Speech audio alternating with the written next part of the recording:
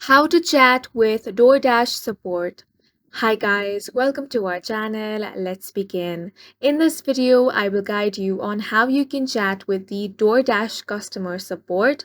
For this, open up any web browser and head over to doordash.com. Make sure to sign into your account by entering all of the credentials. Now, from the left-hand side panel, click on the account option. Then, from here, you want to select Help. Once you select this, it will take you to another page. Now on this page, you have lots of topics. You want to search for the Chat Now option, which is at the bottom right corner. As soon as you click on this option, a box is going to pop up. Now you want to select a quick response below. Select whichever option is your issue. Once you select this, the DoorDash virtual assistant will now connect you with a human agent.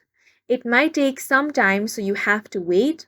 After that, the human agent is going to be connected and you will also see the name of that agent. Now, you simply want to type in your query or complaint.